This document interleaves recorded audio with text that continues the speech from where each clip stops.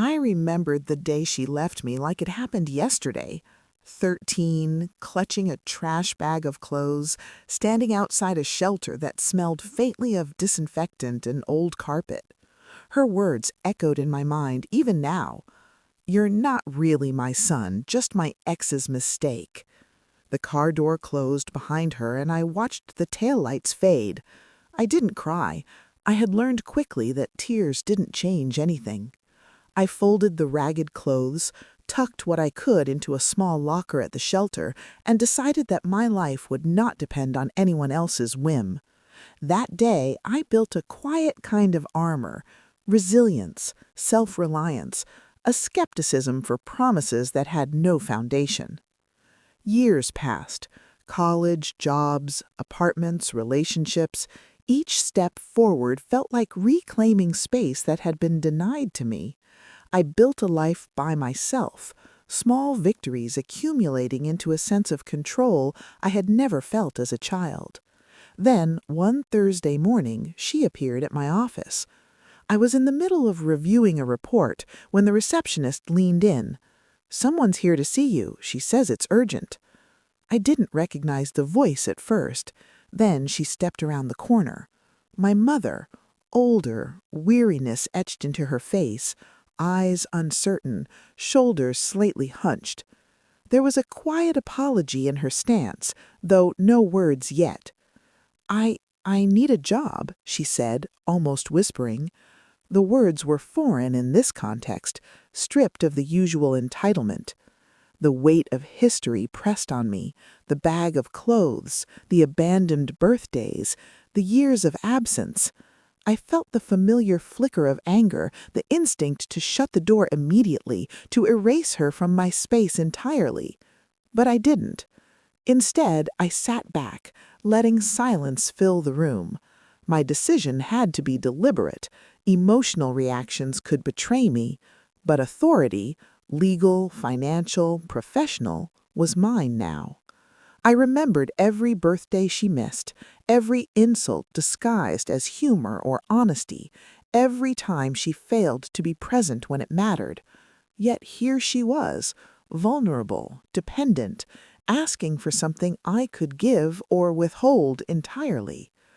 "Why now?" I asked, finally, calm, measured, controlled, not accusatory, just factual. She swallowed. I don't have anywhere else to go. I thought maybe I could work with you." The power dynamic was clear. She had no leverage. I had everything: employment, office space, the decision-making authority. And yet, I felt the weight of a choice bigger than the immediate transaction. This was about trust, about self-worth, about whether I would let old wounds dictate every decision. I didn't answer immediately. I let her shift from foot to foot, staring at the carpet, unsure. The silence stretched, but it wasn't uncomfortable. It was necessary. I wanted her to understand, without my saying it outright, that this wasn't about mercy. It was about recognition that boundaries were essential. Finally, I spoke. "I can consider it," I said, "but it won't be easy. You'll need to follow the rules, respect the workplace, and understand that past mistakes won't be ignored here."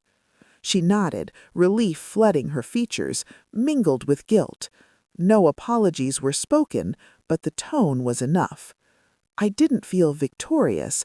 I felt a quiet control I had never had as a child. I had set the terms. I had redefined the relationship, at least for now. Weeks passed. She worked slowly, carefully, aware of my scrutiny.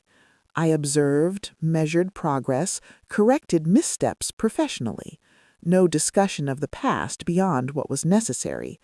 Trust was tentative, built step by step, not assumed. I realized that forgiveness wasn't the point. Control and boundaries were. I didn't owe her warmth, but I could offer opportunity on my terms. That was enough. Sometimes, late in the evening, I thought back to the trash bag of clothes, the abandoned 13-year-old me. I understood then what I had done. I had reclaimed agency. I had decided finally who I allowed in my life and under what conditions, and for the first time, I wasn't a child waiting for approval. I was an adult defining the rules. The door to my office remained open, a choice, a line in the past I would not cross blindly. She had returned, but I controlled the terms.